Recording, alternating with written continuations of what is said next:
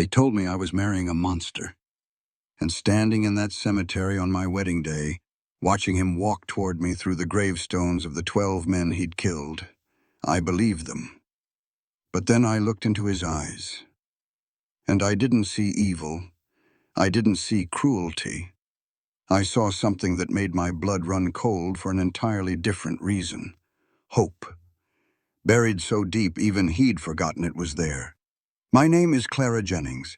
I was sold to pay my uncle's gambling debts, to a man they called the Devil of Blackwater, a man who hasn't looked in a mirror in 3 years, a man who screams a dead boy's name every night at 2 a.m., a man hiding a secret so dark he believes no one could ever forgive him.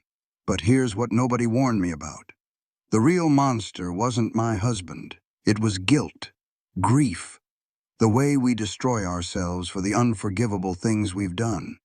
And I was about to learn that some puzzles, once solved, change you forever. This story is a reminder that carrying guilt and drowning in it are not the same thing, that broken people can choose to heal, and that sometimes the bravest thing you can do is look past someone's worst moment and see who they're still trying to become. If you've ever felt like your mistakes define you, or loved someone who believed they were beyond saving, this story is for you. Leave a comment, share it with someone who needs to hear it, and subscribe if you want more stories that see the hope hiding in the darkness. I'll meet you in the next one. 6 months before that terrible day when I stood in a blood-soaked field holding a smoking pistol with my husband lying at my feet, I sat in a banker's office in Boulder, Colorado, watching my entire life slip through my fingers like creek water through a sieve. The year was 1867. 2 years after the war between the states had finally ground to its bloody conclusion. 2 years after I stopped being Clara Jennings, battlefield nurse and daughter of a Union Army surgeon, and became Clara Jennings, orphan and ward of an uncle I barely knew. My father had survived 4 years of stitching soldiers back together under cannon fire. He had saved hundreds of lives while bullets whistled past his head. And then he died on a lonely road in Missouri when a group of deserters decided they wanted his medical bag and pocket watch more than they wanted to let us pass in peace. I watched them kill him. I could not do anything to stop it. That helplessness has haunted me every single day since. Now I sat beside my Uncle Solomon Thresh in Mr. Pemberton's stuffy little office, surrounded by the smell of old paper and cigar smoke, watching dust motes float in the afternoon sunlight, while the banker explained exactly how worthless my future had become. Mr. Pemberton was a small man with spectacles that kept sliding down his nose and fingers stained with ink. He spoke in the careful, measured tones of someone delivering bad news that he had delivered many times before. "Miss Jennings, your uncle's debts are substantial. The bank cannot extend further credit under any circumstances." Solomon sat hunched in the chair beside me, crushing his hat between trembling hands. His face had gone the color of old cheese. Sweat beaded on his forehead despite the cool autumn air drifting through the window. I knew that posture. I had seen it on dying men in the field hospitals, men who knew their time was running out and could not do anything to stop the bleeding. "There must be some arrangement," Solomon said. His voice cracked on the words. "I will work. I will find a way to pay. Just give me more time." Mr. Pemberton sighed and removed his spectacles to polish them on his sleeve. It was the sigh of a man who had heard every excuse and every promise and had learned long ago that most of them meant nothing at all. "There is one option," he said. He reached into his desk drawer and pulled out a telegram. Yellow paper, Western Union stamp in the corner. He slid it across the mahogany surface toward us with 2 fingers, like he was handling something that might bite. "Silas Kane has expressed interest in a particular arrangement." My blood went cold in my veins. Actually cold, like someone had poured ice water directly into my heart. Everyone in 3 counties knew that name. The Devil of Blackwater. The man who had killed 7 men in a single night and left their bodies staked out for the crows. The rancher whose word was law from the Front Range all the way to the Wyoming border. Children in Boulder told stories about him to scare each other. Grown men crossed the street rather than meet his eye. I looked at that telegram like it was a coiled rattlesnake. "He wants to buy me," I said. My voice came out flat and hard. Mr. Pemberton had the grace to look uncomfortable. He shifted in his chair and adjusted his spectacles again. "He wants a wife, Miss Jennings. Legal and binding for a period of 1 year.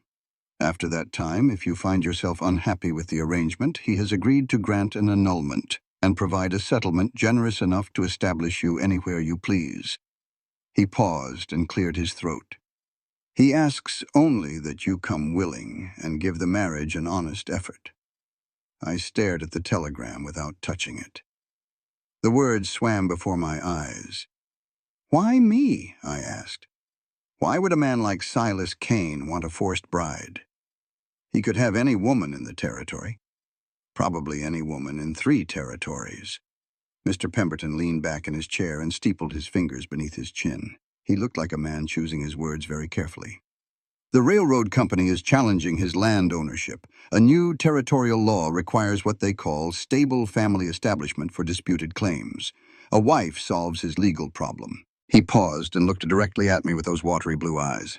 "And frankly, Miss Jennings, it solves yours as well. Without this arrangement, you and your uncle will both be destitute within the month. Perhaps sooner." Solomon made a small sound beside me, something between a whimper and a moan. I could refuse. I knew that. I could stand up from this chair and walk out of this office and never look back. I could find work as a nurse or a seamstress or a laundress. I could make my own way in the world. But my uncle had already made that impossible. 2 nights ago, after too much whiskey, Solomon had spelled out exactly what would happen if I refused to cooperate with whatever plan he devised to clear his debts. He would spread rumors throughout the territory that I had lain with soldiers during the war, that I had been nothing more than a camp follower selling myself for coin. It was a lie, but it was the kind of lie that stuck to a woman like Tar. The kind of lie that would follow me wherever I went and destroy any chance I had at a respectable life. I had no money, no family besides this snake of an uncle, no options that did not lead straight to ruin. But I was not powerless either. I had learned that on the battlefields. Even when everything seemed lost, there was always something you could do, some small action you could take, some tiny piece of control you could claw back from the jaws of circumstance. "I have conditions," I said. Mr. Pemberton blinked at me. Solomon made a choking sound. I ignored them both. I reached across the desk and took a piece of paper and a pen from the inkwell. My hand was steady as I wrote. "Separate bedrooms with a lock on my door. No one touches me without my explicit consent. After 1 year, the annulment and settlement exactly as promised. These terms are not negotiable." I folded the paper and handed it to Mr. Pemberton. "Send this with your reply. If Mr. Kane agrees to these conditions, I will agree to the marriage. If he does not, then I suppose we will all have to find another way out of this mess." Mr. Pemberton took the paper like it might explode in his hands. He read my conditions twice, then looked up at me with something that might have been respect flickering behind those spectacles. "I will send this today, Miss Jennings." The reply came back within 4 hours. "Agreed to all terms. Wedding in Blackwater, 4 days hence. Will send wagon." I read those words a dozen times, trying to find some hidden meaning, some trap I had not anticipated. But they were exactly what they appeared to be: a simple acceptance, a straightforward agreement. I had expected negotiation, argument, demands for more favorable terms. Instead, I got compliance. That was the first surprise. It would not be the last. 4 days later, I stood in my mother's old wedding dress in the Blackwater Cemetery, watching a tall figure in dark wool approach through the headstones. The dress was yellowed with age and slightly too large in the shoulders, but it was the only nice thing I owned. The only piece of my old life that Solomon had not managed to sell or gamble away.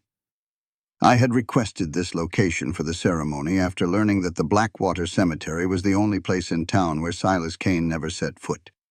The townspeople whispered about it, said he was afraid of ghosts, said the spirits of all the men he had killed would rise up to drag him down to hell if he ever stepped among the graves.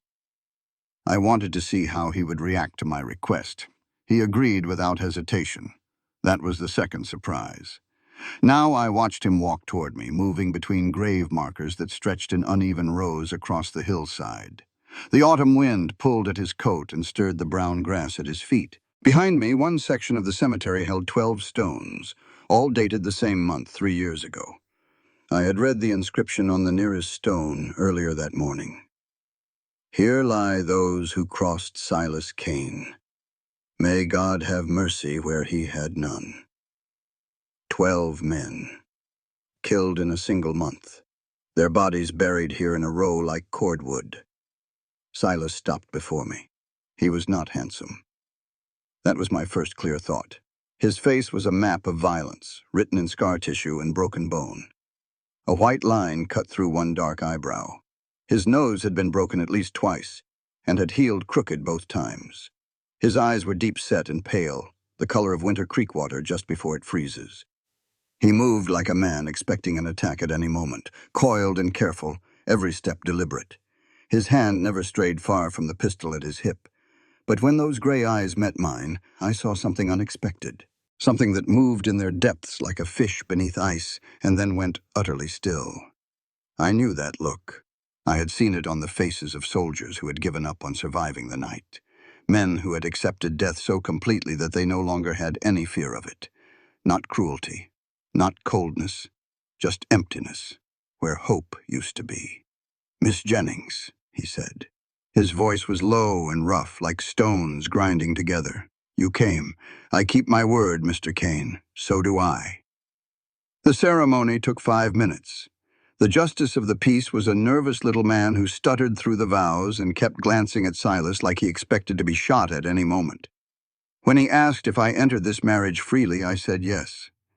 I did not let myself think about what free means when the alternative is complete ruin. We signed the papers. The justice pronounced us man and wife. Silas did not try to kiss me. That was the third surprise. The wagon ride to his ranch was silent for a long while. Silas drove with easy competence, his scarred hands steady on the reins. I sat beside him on the hard wooden seat, acutely aware of his size, the pistol at his hip, the way his shoulders blocked the wind. We passed the cemetery on our way out of town. I could not help but look back at those 12 grave markers standing in their neat row. Silas spoke suddenly, his voice cutting through the silence like a blade. "You want to know about them?" "The 12. I turned to look at his profile. His jaw was set hard, the muscle working beneath the weather-browned skin. "They were men you killed," I said. "They were men who deserved killing." He paused for a long moment. "But there is one in a grave elsewhere who did not deserve it, and I will burn in hell for him." Something moved in his eyes again. Not cruelty, not coldness. Grief so deep it had become part of him. Grief that had worn grooves in his soul the way water wears grooves in stone. "Who was he?" I asked. "A boy, 16 years old." 16 years. He did not say anything more, did not explain, did not justify. That was the moment I first saw what lived in his eyes. Not a monster. Something far more dangerous. A man destroying himself one memory at a time. The wagon crested a ridge as the sun began to sink toward the mountains.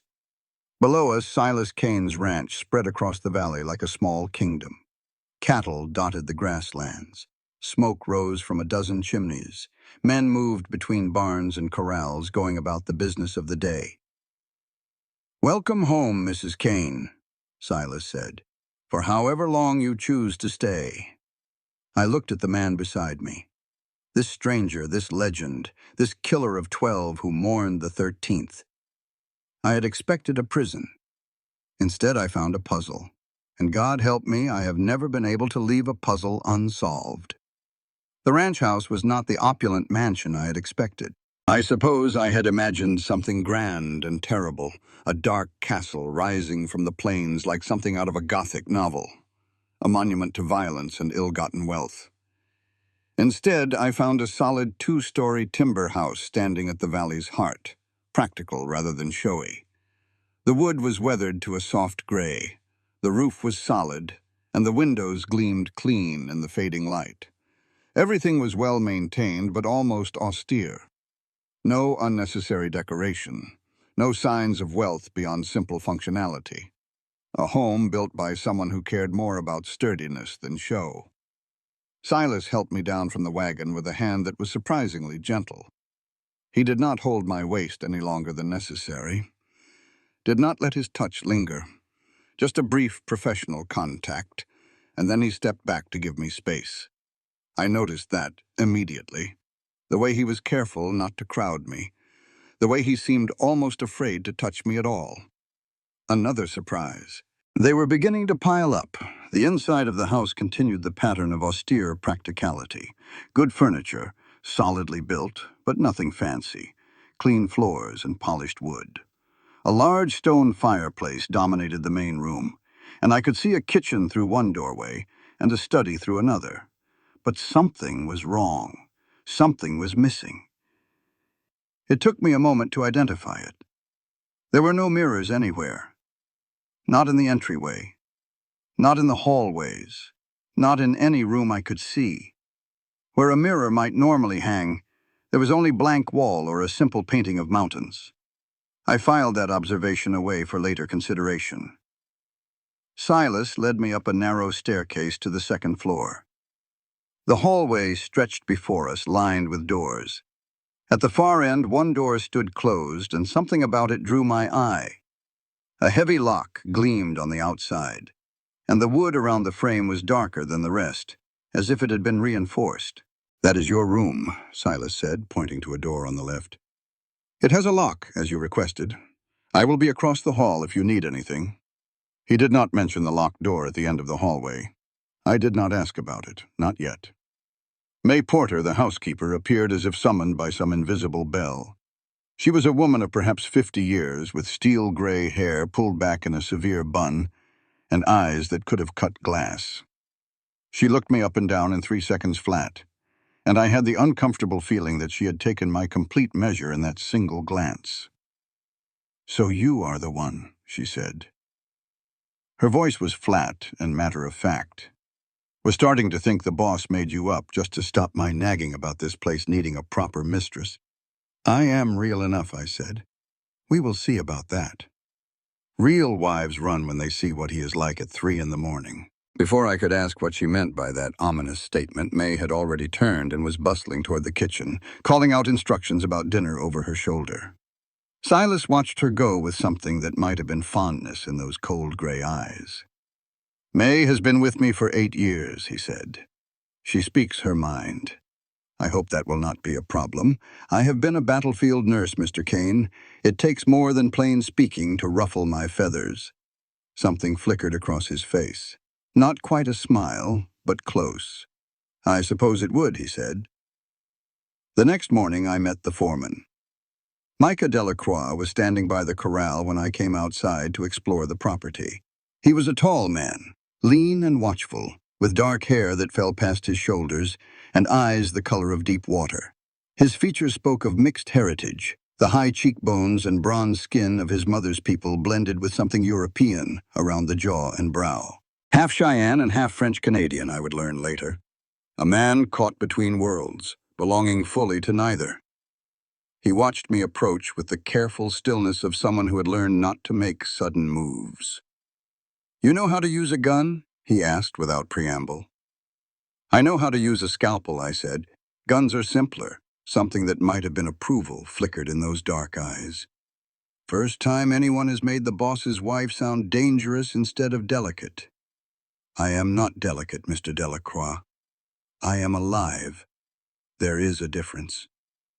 He studied me for a long moment, taking my measure just as May had done the night before.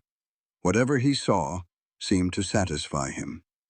"Maybe you will last longer than the others," he said. "Others?" I asked. But Micah was already walking away toward the barn, and he did not answer. That afternoon I met Tommy Marsh. He came bounding up to the house like an oversized puppy, all energy and enthusiasm and bright smiles. 17 years old, with a shock of sandy hair that stuck up in all directions, and a face full of freckles that made him look even younger. "You are the new Mrs. Kane," he announced, as if this were the most exciting news he had received in months. "Welcome. This place could use some life in it." I could not help but smile at his enthusiasm. After the grim silences and careful distances I had encountered so far, Tommy's open friendliness was like a burst of sunshine on a cloudy day. "Thank you, Tommy. I am glad to be here." That was not entirely true, but it was not entirely a lie either. I was beginning to feel that this place, for all its mysteries and shadows, might not be the prison I had feared. Throughout the rest of that day, I watched Silas interact with Tommy. He was protective of the boy, almost fatherly. He checked on Tommy's work, corrected his mistakes gently, made sure he had eaten enough at meals. But there was something else there, too. Something painful. Silas could not look at Tommy for very long. Every time their eyes met, Silas would look away first, as if the sight of the boy caused him physical pain. Like looking at Tommy reminded him of someone else, someone he had lost. That first night, I used the lock on my bedroom door, as promised. The click of the bolt sliding home was louder than I expected in the silence of the house, and I lay in the darkness for a long time, listening to the wind and the creaking of old timber. Sleep came eventually, but it was not restful. At 2 in the morning, screaming shattered the silence. I was on my feet before I was fully awake, years of training taking over. In the field hospitals, screaming meant someone was dying and you did not have time to think, you just moved. I grabbed the knife I had hidden under my pillow. An old habit from the war. A nurse traveling with an army learns quickly that not all dangers come from the enemy. The screaming came from across the hall, from Silas's room. I ran. His door was ajar, swinging slightly in a draft I could not feel. Inside, I could see him thrashing in sweat-soaked sheets, crying out a name over and over. "Daniel, Daniel, I am sorry. I did not know. I did not see." My nurse instincts overrode my fear. This was a man in the grip of a nightmare so powerful it had become its own kind of battlefield. He needed help. I approached the bed and reached out to shake his shoulder. Mistake. Silas's combat reflexes triggered before his conscious mind caught up. One moment I was reaching for him. The next I was pinned beneath him on the mattress, his hand wrapped around my throat, his eyes wild and utterly unseeing. 3 seconds. An eternity. His grip was like iron. I could not breathe, could not speak, could not do anything but stare up into those gray eyes that saw nothing but whatever horror haunted his dreams. Then recognition flooded his face like dawn breaking over mountains. He released me instantly.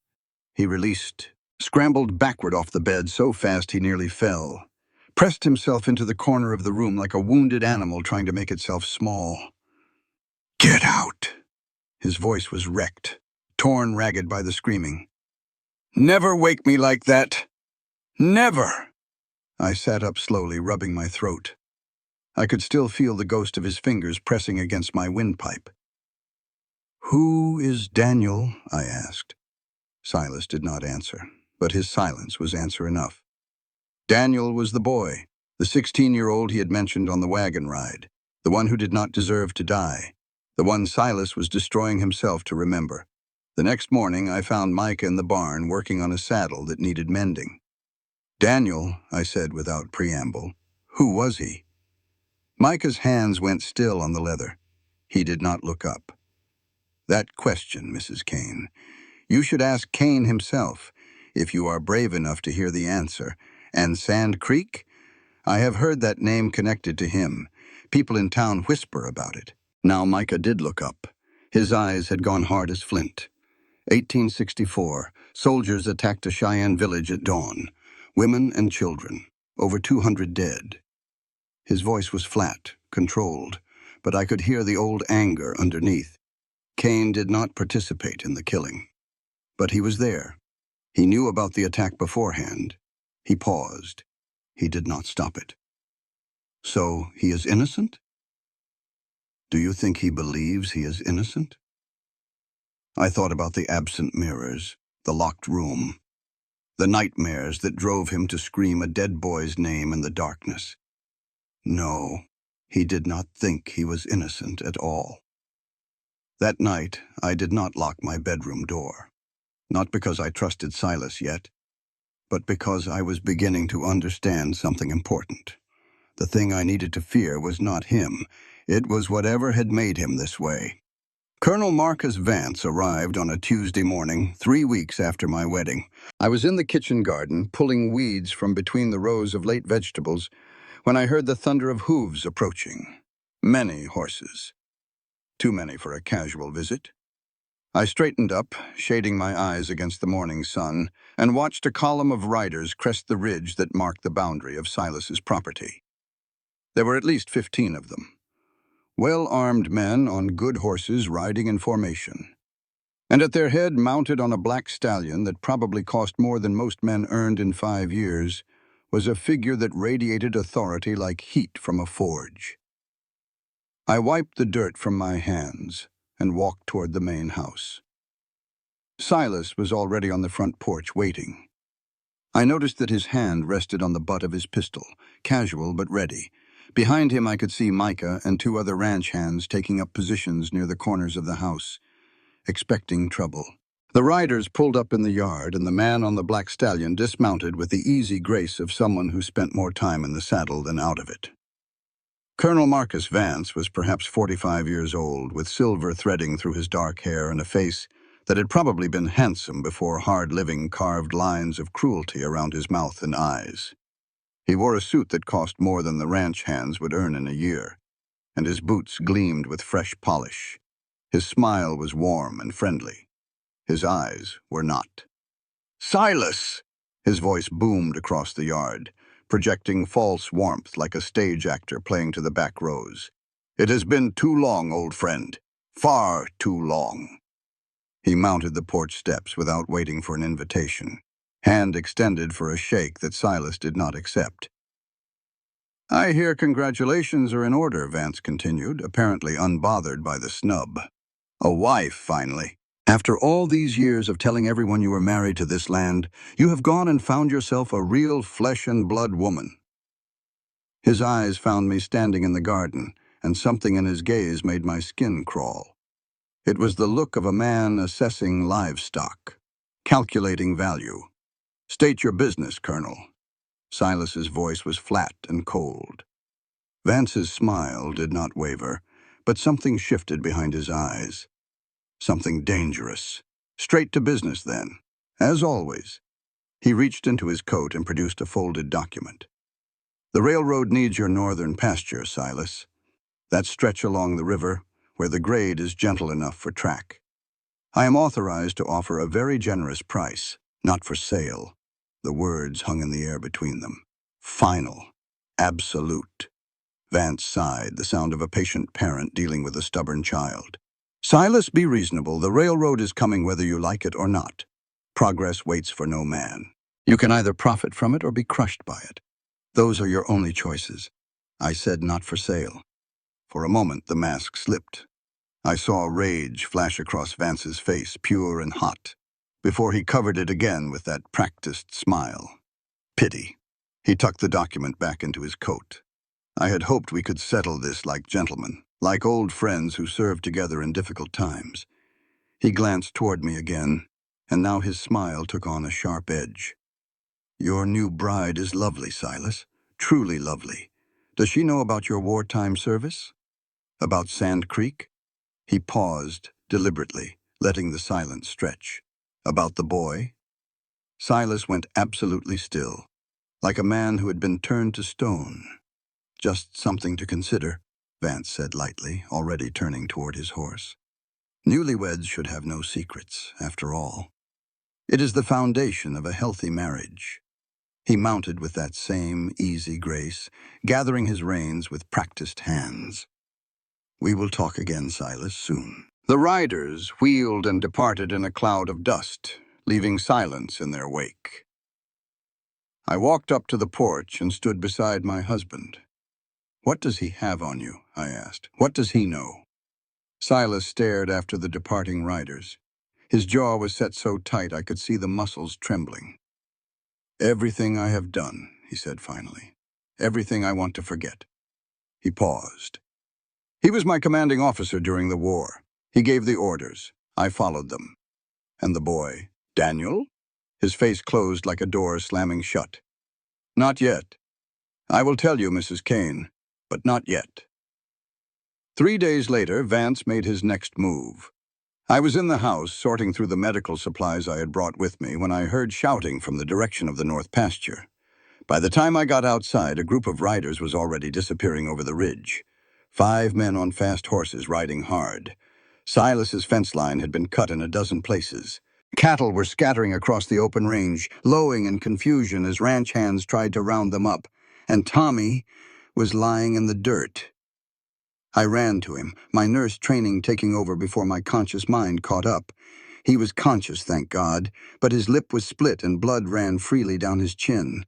One eye was already swelling shut. What happened? I demanded, checking him for broken bones. Tried to stop them. Tommy's voice was thick through his injured mouth.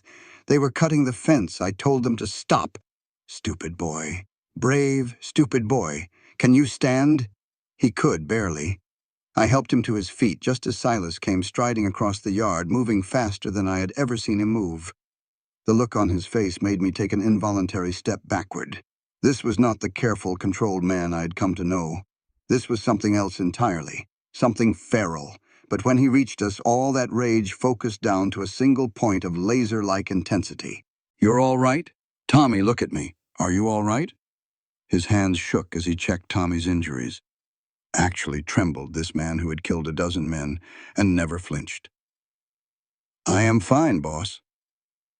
Tommy managed a lopsided grin through his split lip. Takes more than a few railroad men to put me down. You should have run, Silas said. Should have come to get us instead of trying to handle it yourself. And let them wreck the whole fence line? No, sir. Silas made a sound that was half laugh and half sob. He pulled Tommy into a brief, fierce embrace, then stepped back as if embarrassed by the display of emotion. Go let Mrs. Kane patch you up, he said. Then rest. You have earned it. I took Tommy inside and cleaned his wounds. Nothing serious, fortunately. The split lip would heal and the black eye would fade in a week or so. But as I worked, I thought about the way Silas had reacted. This was not a monster. This was a man terrified of losing another child. That evening, I found Micah in the barn. The attack on the fence, I said. That was Vance's doing? Micah nodded, not looking up from the harness he was mending.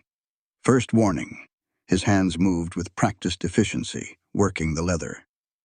There will be more. What does Vance really want? It cannot just be about railroad access. There must be more to it. Now Micah did look up. His dark eyes were unreadable. That is a question you should ask your husband, Mrs. Kane. I am asking you. Long silence. The leather creaked beneath his fingers. Vance wants Silas destroyed, Micah said finally. Not just beaten, not just driven off, destroyed.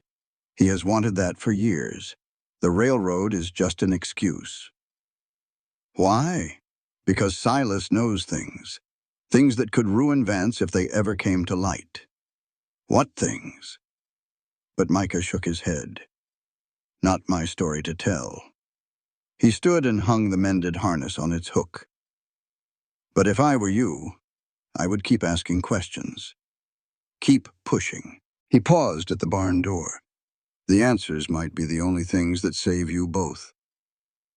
That night, I did not lock my bedroom door again. I lay awake for hours listening to the sounds of the ranch settling into darkness, thinking about everything I had learned. Vance, Sand Creek, Daniel, the locked room, the absent mirrors, puzzle pieces floating without connection. But I could feel the edges starting to line up, could sense a picture beginning to form. I'd come here expecting a monster. What I was finding was far more complicated and far more dangerous. A week passed. I settled into ranch life, earning grudging respect from the hands for my medical skills when accidents happened. But I kept watching, kept noticing things. Burke, one of the ranch hands, always seemed to be wherever information was discussed. He lingered near conversations about Silas's schedule. He asked too many questions about shipments and visitors and plans. Supplies went missing in small amounts. Not enough to raise alarms. A bag of flour here, some ammunition there, easy to overlook. But I had spent 2 years watching men die because someone had given away troop positions. I had learned to spot rats. I shared my suspicions with Micah. "You have a sharp eye, Mrs. Kane," he said.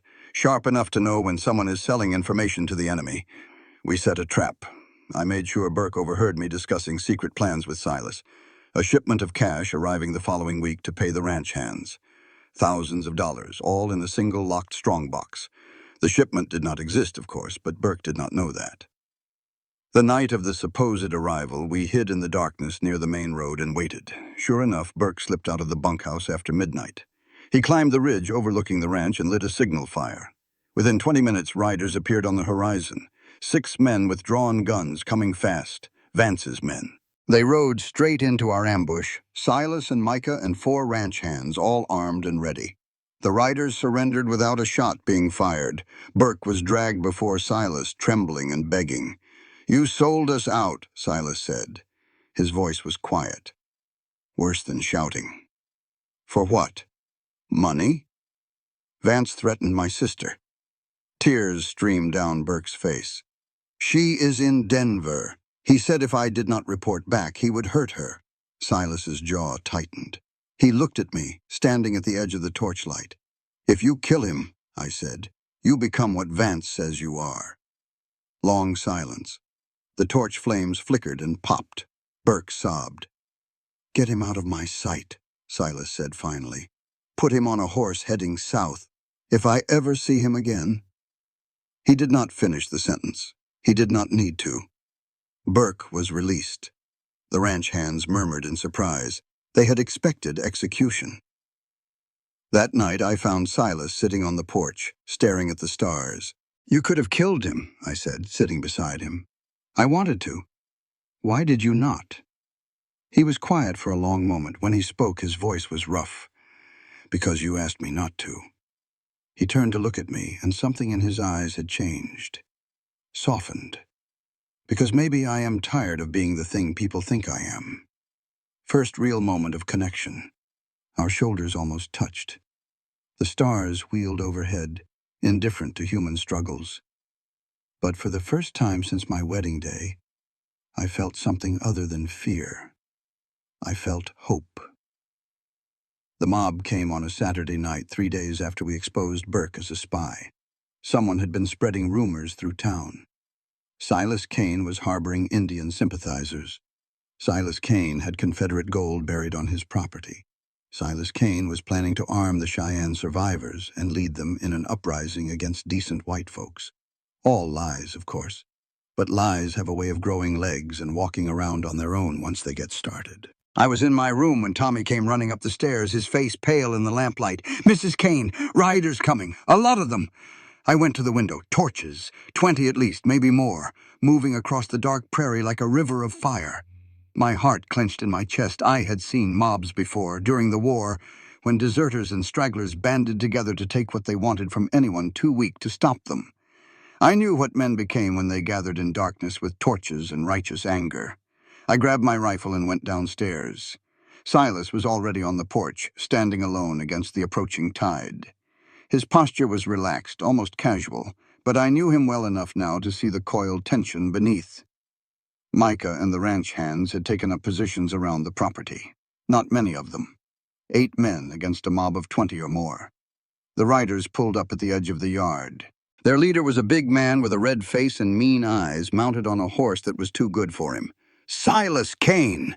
His voice was loud and drunk. "We are here for the gold, and the redskin spies you have been hiding. You have got one chance to turn around," Silas said. His voice was calm, almost conversational, just loud enough to carry. Big talk from a man who hides behind women and savages. The mob leader spat tobacco juice into the dirt. "We know what you did, Kane. We know about Sand Creek, about all them people you helped kill."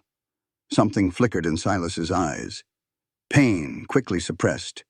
I stepped out onto the porch, rifle in my hands. "I am not hiding behind anyone," I said. "I am standing beside my husband. And if you want to test whether a battlefield nurse knows how to shoot, be my guest." The mob hesitated. This was not what they had expected. A woman with a gun and fire in her eyes, standing shoulder to shoulder with the devil of Blackwater. For a moment, I thought they might actually turn around. Then someone in the back of the crowd threw a torch. It arced through the air, trailing sparks, and landed on the barn roof. Fire blossomed immediately. Dry timber catching, flames licking up toward the night sky. And the smell of smoke hit me, and suddenly I was not in Colorado anymore. I was back at Petersburg, the field hospital. Shells falling like rain, burning canvas collapsing on wounded men who could not move. Screaming, so much screaming, bodies everywhere, blood pooling on the wooden floors, the stench of burning flesh clogging my throat. I could not move, I could not breathe, I could not do anything but stand there while the past swallowed me whole. Distantly, I heard Silas shouting orders, heard gunfire, heard the thunder of hooves, but it all seemed very far away, like sounds from another world. Someone ran past me, a figure in the darkness, heading for the house. "Move, Clara." The thought came from somewhere deep inside. Move now. I could not move. In the chaos of the firefight, one of the mob broke through our lines. A man with a bandana over his face and a pistol in his hand. He was heading for the house, looking for the gold that did not exist. Tommy intercepted him. The boy appeared from the shadows near the porch, putting himself between the intruder and the door. No weapon in his hands, just stubborn courage. "Stop right there, mister." The man did not stop. The gun fired. Tommy fell. The sound of that shot broke through my flashback like a hammer through glass. I ran. The intruder fled, suddenly realizing what he had done. The mob was scattering, shocked by the sight of a boy bleeding in the dirt. I dropped to my knees beside Tommy.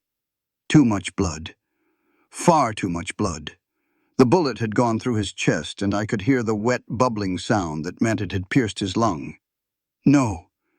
No. No. No. No. No. My hands moved automatically, applying pressure, trying to stop the bleeding, but I had seen enough wounds like this to know there was nothing to save. Tommy looked up at me. His face was very pale, and his eyes were already going distant. "Did not expect that," he said. His voice was barely a whisper. "Thought I was faster. Do not talk. Save your strength." A lie. There was no strength left to save. Silas appeared beside us. He fell to his knees, his face twisted with an anguish I had never seen before.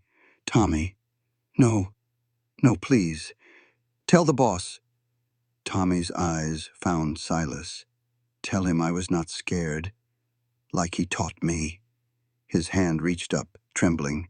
Silas caught it and held on tight. "Stay with me, boy. Stay with me." But Tommy was already gone. His eyes went fixed and empty. His hand went limp. Silas made a sound I will never forget. A raw animal noise of grief that seemed to tear itself from his chest. "Daniel," he whispered. "Daniel, I am sorry." He was not seeing Tommy anymore. He was seeing another dead boy, another child he could not save. The ranch hands managed to put out the barn fire before it spread. The mob had fled into the darkness, leaving nothing behind but hoofprints and shell casings. We buried Tommy on the hill overlooking the ranch, next to a gnarled old oak tree where he used to sit and play his harmonica on warm evenings. His harmonica went into the grave with him. Silas stood at the graveside until dawn. I sat beside him in the dewy grass, not speaking. There were no words for grief like this. When the sun finally crested the mountains, Silas spoke. "My fault." It was not. I let Burke go. I was merciful. His voice was thick with self-loathing. "And Tommy paid for my weakness. That is not.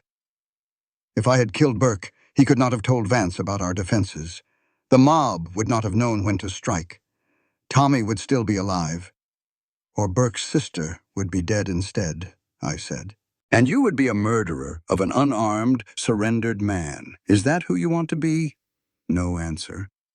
Tommy believed in you, I said. He admired you. He wanted to be like you. Then he was a fool. He was not a fool. He was brave and kind and good. And he died protecting this home because that is what you taught him to do, to stand up, to fight for what matters.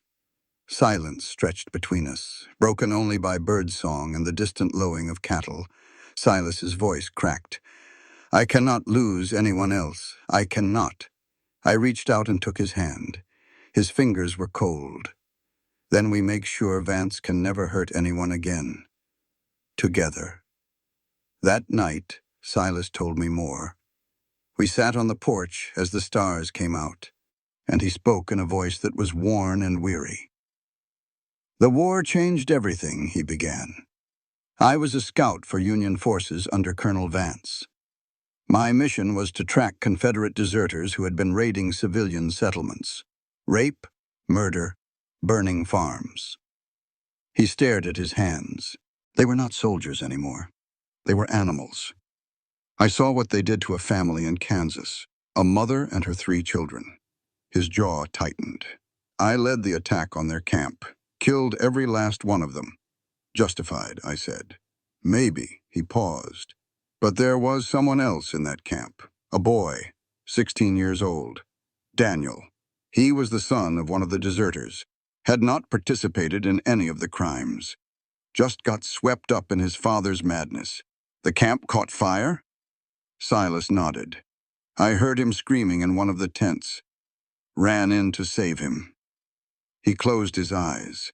The smoke was so thick, I could not see my hand in front of my face. He died in my arms, looking at me like I was the devil himself. I sat with that for a moment. Do you think Daniel would want you to spend the rest of your life punishing yourself? I do not deserve anything else. Maybe not. But living well is not about deserving. It is about choosing. I turned to face him. You cannot undo Daniel's death. But you can choose what you do with the years you have left. He looked at me, really looked, like he was seeing me for the first time. You are a strange woman, Mrs. Kane. You married me. What does that make you? The ghost of a smile crossed his face. The first I had seen since Tommy died. As the sun rose, Silas spoke again. I am done running, done hiding. Vance started this. I am going to finish it. How? We find the truth, all of it, and we make sure everyone knows what kind of man he really is. For the first time, I saw something new in his eyes. Not emptiness, not grief, resolve. The investigation began the next morning. I laid out my proposal over breakfast, speaking quickly before Silas could argue. You want to destroy Vance? Then we destroy his reputation, his business. We make him face justice in front of everyone who ever respected him. Silas shook his head. The law is slow out here, and bought. Vance has judges and sheriffs in his pocket from here to Denver. Then we find evidence so damning that even bought men cannot ignore it. Evidence that would make them complicit if they tried to cover it up. Silas studied me across the table. What did you have in mind? Margaret Vance, I said. His wife. Silas's expression went flat. No. She is our best chance. Wives see everything, hear everything. And I have seen the bruises she tries to hide under powder. She is afraid of him, which is exactly why she will not talk. She might, for the right person. Silas stood abruptly, his chair scraping against the floor. Absolutely not. It is too dangerous. If Vance found out, and hiding here while he picks us apart is safer, I will not risk you. The words hung in the air between us. Not an order. A plea. You do not get to make that choice for me, I said quietly. I lost 2 years of my life following other people's orders. First my father, then the army surgeons, then my uncle. I am done letting other people decide what risks I can and cannot take. Tommy died because of this fight, and I froze while it happened. I stood up to face him. Because I was useless when it mattered, I will not be useless again. Silence stretched between us, long and heavy. If anything happens to you, Silas's voice was rough, then I will handle it. That is what I do. He relented, reluctantly. I could see the fear in his eyes, but he did not try to stop me again. Over the next few weeks, we gathered allies. Micah provided information about Cheyenne land deals. He had documents proving that Vance and my Uncle Solomon had been forging deeds, stealing tribal territory, and selling it to the railroad for enormous profits. Rose Holloway, the saloon owner, offered her establishment as a meeting point and source of rumors. She had her own reasons for wanting Vance destroyed. He had tried to force her to entertain his business partners in ways that no woman should be forced to do. When she refused, he had threatened to burn her saloon to the ground. Sheriff Tom Crawford was perhaps our most surprising ally. An honest lawman in a territory full of crooked ones. He had suspected Vance for years, but had never been able to prove anything. "Bring me evidence," he said during a clandestine meeting in Rose's back room. "Real evidence that will hold up in court. And I will make sure Vance faces justice." 2 weeks into my investigation, I made contact with Margaret Vance. I rode into Boulder under the pretense of purchasing medical supplies. At the general store, I happened to encounter the colonel's wife examining bolts of fabric near the back. She was a fragile creature, beautiful in a faded sort of way, like a flower pressed between the pages of a book. Her face was carefully made up, but I could see the bruises she was trying to hide, yellow and green around her jaw, fresh purple on her wrist where her sleeve pulled back. I recognized the signs. I had seen them on women who followed the army camps, women who belonged to violent men. "Mrs. Vance," I said, approaching slowly so as not to startle her. "I am Clara Kane. I do not believe we have been formally introduced." She flinched at my name. "Of course. The wife of the Devil of Blackwater. I know who you are. I am a trained nurse, Mrs. Vance, if you ever need help. Any kind of help at all. I am at the Kane Ranch." Her eyes went wide. For a moment I saw raw desperation there before she masked it again. "You should not be kind to me," she whispered. "My husband destroys kind people. I am not that easy to destroy." Over the following weeks, I met with Margaret several more times. Always in public places, always briefly, building trust one careful conversation at a time. She was terrified of her husband. But she was also tired. Tired of the fear. Tired of the bruises. Tired of watching him hurt people and knowing she could not stop him. Eventually, she began to talk. "The gold was not stolen during the war," she told me during one of our meetings. "It was stolen by Union soldiers, my husband's men, from a Confederate supply train." I felt the pieces clicking into place. "He hid it during the chaos of that attack on the deserters' camp. Ordered your husband to lead the assault knowing there were civilians present because he wanted no witnesses." Margaret nodded, her face pale. "He buried it on land that later became your husband's ranch. He has been planning to recover it for years. The marriage challenge, the land dispute, the railroad. It is all about reaching that gold and removing Silas permanently, one way or another." I rode back to the ranch with evidence in my saddlebag and dread in my heart. But someone had been watching. Burke, the spy I had released. He had never truly gone. He had been hiding in the hills, continuing to report back to Vance. That night, a warning arrived at the ranch. A dead crow nailed to the gate. A note pinned to its bloody feathers. "Curious wives die young, Mrs. Kane. Ask your husband about Daniel." I showed Silas the note. "He is threatening to reveal something," I said. "Something more than you have told me." Silas went pale. "There is a third truth. Something I have never told anyone. Tell me." "Not yet." "I cannot." His voice cracked. "If you knew, you would leave. And I cannot lose you too." I wanted to push, to demand answers. But something in his face stopped me. Whatever this truth was, it was eating him alive, and he was not ready to let it out. Not yet. Against Silas's explicit wishes, I rode to meet Margaret Vance for crucial evidence. Documents proving the gold's existence. Papers showing Vance's forgery of land deals. Everything we needed to bring him down. I did not tell anyone where I was going. Stupid. Looking back, I know how stupid it was, but I was tired of being protected, tired of being kept safe while others took risks on my behalf. I would get the evidence myself. Prove that I was more than a burden to be sheltered. The meeting was supposed to happen at an abandoned homestead 15 miles from the ranch. Margaret had agreed to bring copies of her husband's private papers. In exchange, I had promised to help her escape.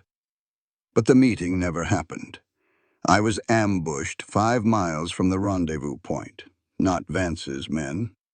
A separate group of outlaws who had heard that Silas Kane's wife was traveling alone. Easy target for ransom. There were 6 of them. Hard men with harder eyes and guns that had seen plenty of use. They surrounded me before I even realized they were there. "Well now," the leader drawled, "ain't this a pretty surprise?" I kept my hands visible, kept my voice calm. "I am worth more to you alive and unharmed than dead." "Oh, we know." The leader smiled, showing teeth that were mostly brown and broken. "The devil of Blackwater will pay plenty to get his woman back in one piece." They took me to their camp in the hills, a rough collection of tents and lean-tos, smelling of unwashed bodies and rot-gut whiskey. They tied my hands, searched me for weapons, found the knife in my boot but missed the small pistol hidden in the folds of my petticoat. Silas had given me that pistol 3 weeks after our wedding, a derringer, small enough to hide but powerful enough to stop a man at close range. "Just in case," he had said when he pressed it into my hands. "You never know." "I never know," I had agreed. Now I waited. The outlaws celebrated their good fortune with cheap whiskey and boasting. They were already spending the ransom money in their minds. New horses, new guns, enough women and drink to keep them happy for a year. I watched, listened, calculated. The leader's name was Carson. The others deferred to him, but not out of respect, out of fear. He was the most violent of the bunch, and they had all seen what happened to men who crossed him. He came to check on me after the sun went down. "Comfortable?" he asked, crouching beside me with a bottle in his hand. "As comfortable as can be expected, smart woman." He took a long drink. "That husband of yours, the devil, they say he killed 7 men in a single night. 12, I corrected. But who is counting?" Carson laughed. "I like you. Almost makes me sorry about what is going to happen when he gets here." "And what is that? We take his money. Then we kill him. Then we take you." He smiled that brown-toothed smile. "Kane's made a lot of enemies. There are men who will pay extra for the privilege of being the one to put him in the ground." I smiled back. "You are making a mistake." "That's so. My husband is not the most dangerous person in this camp." Carson laughed again. "Oh, I like you. Going to be almost sorry when—" He never finished the sentence. I pulled the derringer from my petticoat and shot him in the shoulder. He screamed and fell backward. The other outlaws scrambled for their guns, but I was already on my feet, the smoking pistol pressed against Carson's temple. "The next one goes somewhere you will miss more. Let me go." They scattered. Carson was cursing and bleeding, but I did not have time to feel sorry for him. I grabbed the nearest horse and rode hard for the ranch. My hands did not stop shaking for miles. Silas found me on the road 3 hours later. He had been riding like a man possessed. His horse was lathered, its sides heaving. His face was wild with fear. When he saw me, he did not speak, just slid off his horse, pulled me into his arms, and held me like I might disappear. I could feel him shaking. "Do not ever," he said into my hair. I saved myself. I know. That terrifies me more. Why? Because you are so brave. You do not need me, and I need you so badly I cannot breathe. I pulled back to look at his face, those gray eyes that I had learned to read. They were full of something I had not seen there before. Not fear, not grief. Love. I do not need you to save me, I said, but I want you with me. Is that not worth more? He kissed me then, hard and desperate and full of all the things neither of us knew how to say. When we finally made it back to the ranch, we sat together by the fire in his study. The warmth of the flames could not quite chase away the chill that had settled into my bones. You asked about Daniel, Silas said quietly. I nodded. There is a third truth, something I have never told anyone. You do not have to. I do. He took a deep breath. Daniel did not die in the fire. I went very still. The smoke was so thick, I heard movement in the tent. I thought he stopped. His hands were shaking. I thought he was one of them. One of the deserters. Armed. Oh, God. I shot first. Tears were streaming down his face now. Asked questions never. He was running toward me for help, and I killed him. A 16-year-old boy running toward me with his hands up, and I put a bullet through his heart. He buried his face in his hands. I sat with that terrible truth. Let it settle into me. You thought he was a threat, I said finally. Does that matter? He is still dead. Because of me. It matters. How can you say that? How can you sit there and... Because I have seen evil. Vance is evil. Deliberate, calculated evil. You are something else entirely. I reached out and took his hands, pulled them away from his face so he had to look at me. You made a terrible mistake in a terrible moment. A mistake born of training and fear and the chaos of battle. It does not make you evil. It makes you human. I killed a child. And you have been punishing yourself for it every day since. The absent mirrors, the locked room, the nightmares. I squeezed his hands. How long are you going to let that moment define you? He had no answer. Broken things can be repaired, I said. If they want to be. Long silence. The fire crackled and popped. Do you really believe that? He asked finally. His voice was barely a whisper. I believe it enough to stay. I leaned forward and pressed my forehead against his. I believe it enough to choose you. Is that not enough? We stayed like that for a long time. Two broken people holding each other up. That night, we shared a bed for the first time. Not just physically, emotionally. We lay in the darkness and talked until dawn. About the war, about death, about guilt and grief and the terrible weight of survival. About the future. The marriage contract ends in 2 months, Silas said as the first light crept through the curtains. I know. Will you stay? I turned to look at him. This scarred, broken, beautiful man. The contract can end, I said. I will not. Rose arrived at dawn 3 weeks later, her horse lathered from hard riding. Vance is moving, she said, barely pausing to catch her breath. He is bringing 20 armed men. Tomorrow night. The final confrontation was here. Silas called everyone together in the main house. Ranch hands, Micah, even May Porter with her sharp eyes and sharper tongue. Vance is coming for the gold, Silas said. He does not know we are ready. The plan took shape through the morning. Let Vance believe the ranch is vulnerable. Allow him to start digging for the gold. Sheriff Crawford and deputies would be hidden nearby, waiting to catch him in the act. Trespassing, attempted murder, theft. Everything depended on timing. That afternoon, my Uncle Solomon arrived unexpectedly. I watched him ride up the road with a mixture of contempt and pity. He looked older than I remembered, thinner. Fear had carved new lines into his face. I met him on the porch with cold eyes and a loaded rifle. You sold me to pay your debts, I said. Why would you help now? Solomon dismounted slowly. His hands were shaking. Because Vance has decided I am a loose end. If he wins tomorrow night, I am dead anyway. I studied him for a long moment.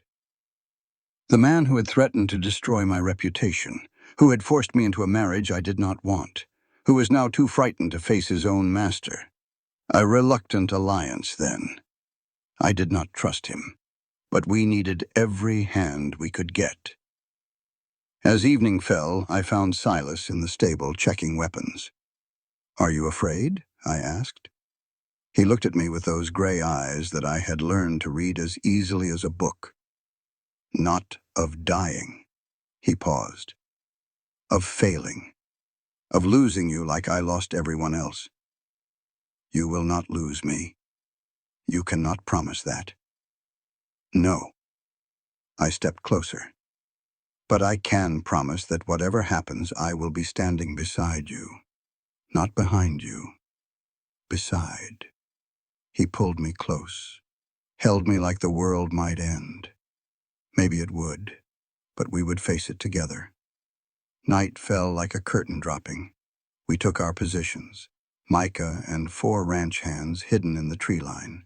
Sheriff Crawford and 3 deputies waiting in the dry creek bed half a mile away, ready to move on our signal. Rose had ridden to Boulder to file emergency papers with the territorial judge. Papers that would seal Vance's fate legally, no matter what happened tonight. Silas stood alone on the porch. Bait.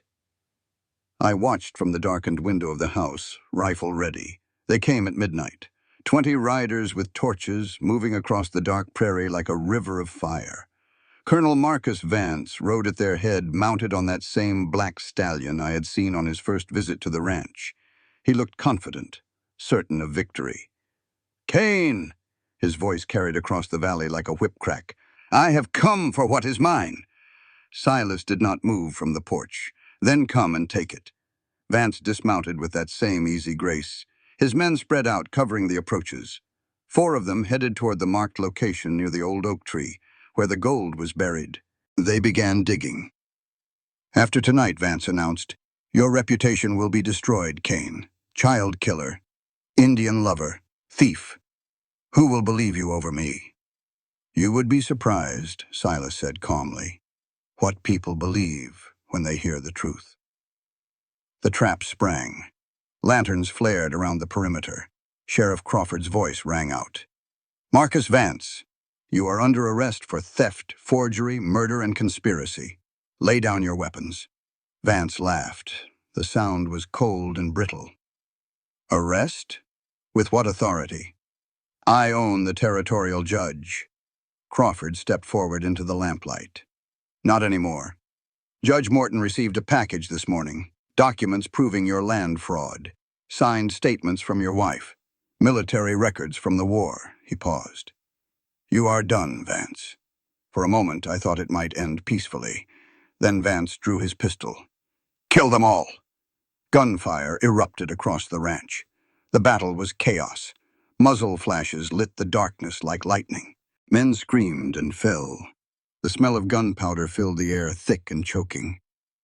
I worked from inside the house, treating wounded men as they were brought in. Ranch hands with bullet wounds. A deputy who had taken buckshot to the shoulder. The injuries kept coming faster than I could handle. The smell of blood triggered something in me. Flashes of Petersburg, of the field hospital, of all those boys I could not save. But I fought through it.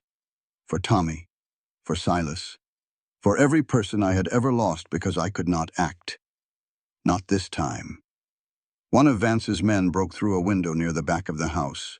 I heard the glass shatter, heard heavy boots on the wooden floor. He came around the corner with his gun drawn, probably looking for the gold he thought was hidden inside. He found me instead. I shot him. The kick of the rifle nearly knocked me off my feet. The man crumpled, clutching his chest, eyes wide with surprise. My first kill. The weight of it hit me. The terrible, irreversible weight of taking a human life. But I did not crumble. Not this time. Outside, the battle raged toward its conclusion. Silas and Vance faced each other near the old oak tree, circling like wolves. "You were always my best dog, Kane." Vance's voice was mocking. "You did everything I told you, killed everyone I pointed you at." "Including Daniel?" The question hung in the air between them. Vance smiled. It was the coldest expression I had ever seen on a human face, especially Daniel. "Did you really think I did not know civilians were in that camp? I needed the witnesses gone. You were just the weapon. Silas could have killed him right then. He had every right, every reason. He did not. "You do not get to die quick, Colonel," he said. "You get to stand trial. You get to watch everything you built burn. And you get to live knowing I did not become you." I watched from the doorway as Vance's expression twisted with rage. He pulled a hidden derringer from his sleeve, aimed at Silas. And my Uncle Solomon, standing nearby, saw it. In the split second before Vance fired, Solomon threw himself in front of the bullet. The shot hit him in the chest. "Clara!" I ran to him. The wound was fatal. We both knew it. Too much blood. Too close to the heart. "I was never a good uncle," Solomon whispered. His voice was wet and failing.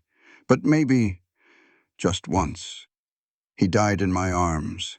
The man who had sold me, who had trapped me in this marriage, who had saved my husband with his last breath. I did not have time to grieve." Vance aimed again at Silas. Before he could fire, Micah appeared from the darkness and shot him through the heart. "Some dogs need putting down," Micah said. Vance died in the dirt, surrounded by the gold he had killed for. When dawn broke, the ranch looked like a battlefield. 15 of Vance's men were in custody. They would face trial in Denver for assault, murder, and conspiracy. Margaret Vance was freed from her abusive marriage. Her testimony would ensure that justice was served.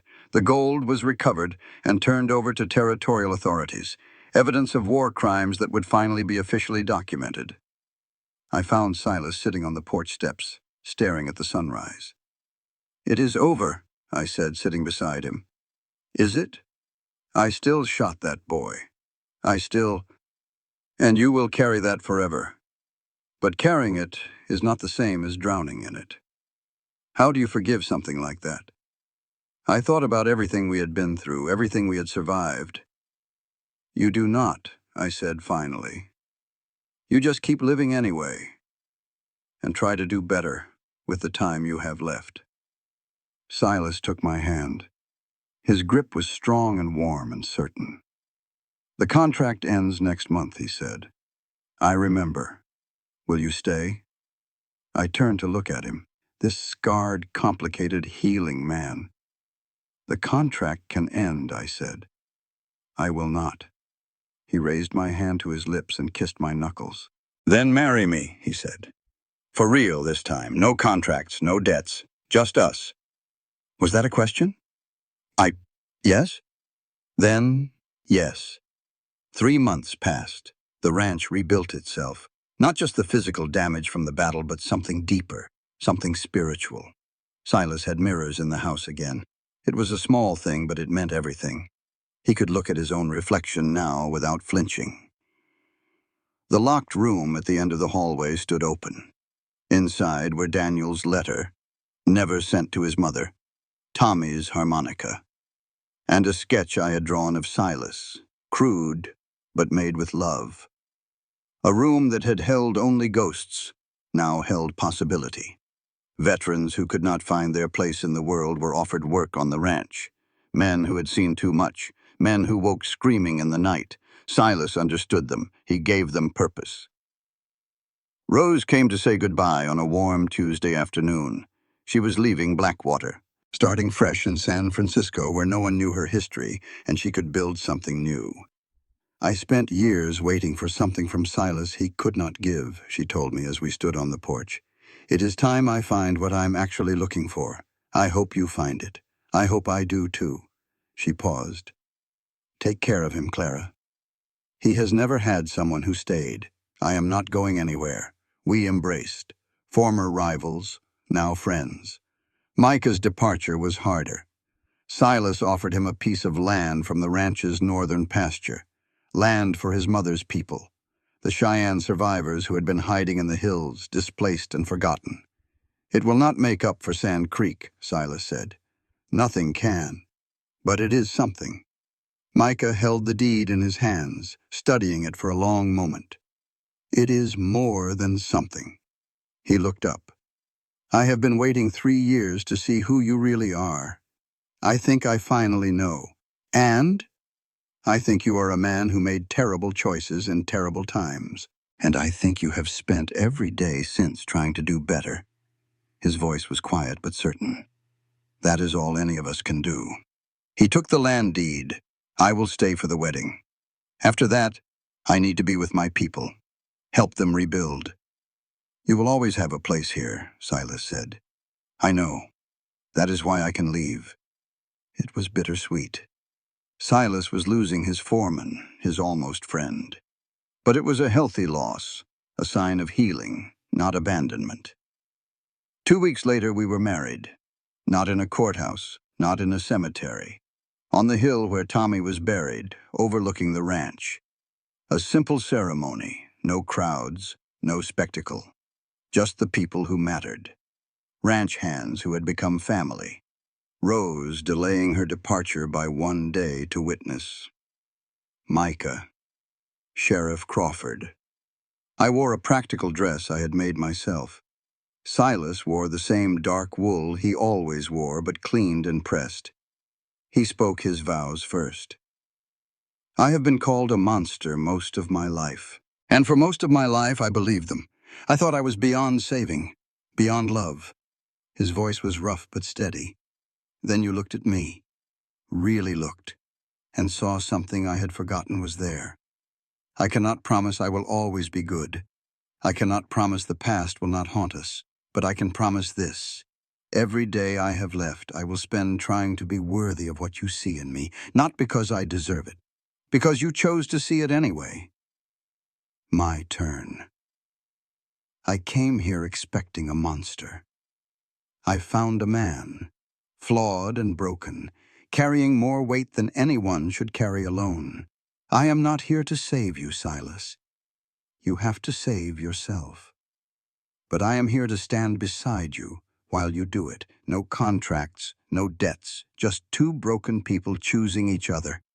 I choose you, today, tomorrow, for as long as we both keep choosing. The justice pronounced us married. Silas kissed me like it was the first time, like it was the last time, like it was every time in between. Morning. I woke to an empty bed and the smell of coffee drifting up from the kitchen. I found Silas in the once locked room at the end of the hallway. The door stood open, letting in light that had been shut out for years. He was sitting on the floor, holding Tommy's harmonica, looking at the gathered memories, Daniel's letter, the sketch I had made, a dried wildflower from our wedding. "What are you doing?" I asked from the doorway. "Adding reasons to live." He looked up at me and his eyes were clear. "Used to. This room held only ghosts. Now it holds possibility." I sat beside him. We looked at the collection together, past and present, grief and hope, sharing space. "I will never forget Daniel," he said. "Or Tommy. You should not. But maybe I can remember them without wanting to die too. That is called healing, is it?" He was quiet for a moment. "It feels like learning to breathe again." I leaned my head on his shoulder. He wrapped an arm around me. Outside the window, the ranch spread across the valley. Cattle grazed peacefully. Ranch hands went about morning chores. Smoke rose from the kitchen chimney where May was preparing breakfast. Life going on, despite everything. Later that day, as we stood on the hill watching sunset paint the valley gold, Silas asked a question. "When you first saw me in that cemetery, what did you think?" I thought about that day. The grave markers, the legend, the man who walked toward me through the headstones. I thought you were exactly what they said, a devil, a killer. And now, I turned to face him, took his scarred face in my hands. Now I see a man who spent years punishing himself for one moment of terrible tragedy. Who built walls because he was afraid of losing anyone else? Who convinced himself he was a monster because it hurt less than admitting he was human? And that is enough? It is everything. Do you know what I saw the first day, when I looked in your eyes? What? Not cruelty, not coldness. I saw hope, buried so deep you probably forgot it was there. Hope that someday someone would look past the stories and see you. That is what lives in your eyes, Silas. Not darkness, not evil, just hope. Waiting for someone brave enough to find it. And you found it. I smiled. I have always been good at solving puzzles. He kissed me then, with the sunset blazing behind us and the whole valley spread out at our feet. They told me I was marrying a monster. They were right, but not in the way they thought. The monster was not Silas Kane. The monster was guilt, grief, the way we punish ourselves for the unforgivable things we have done. Silas had killed a boy. That truth would never change. He would carry it forever. But carrying is not the same as drowning. He was just a man, flawed and broken and trying every day to do better than the day before. And that was enough. That was everything. I looked at my husband, this scarred, complicated, healing man. I saw what lived in his eyes. Not evil, just hope, waiting for someone brave enough to believe it. And I did. This content was carefully researched, developed, and manually edited by our team to deliver meaningful stories with valuable life lessons. Every narrative is crafted to entertain, inspire, and empower our audience. We believe that great stories can change lives, and we are committed to bringing you content that matters. Thank you for being part of our community.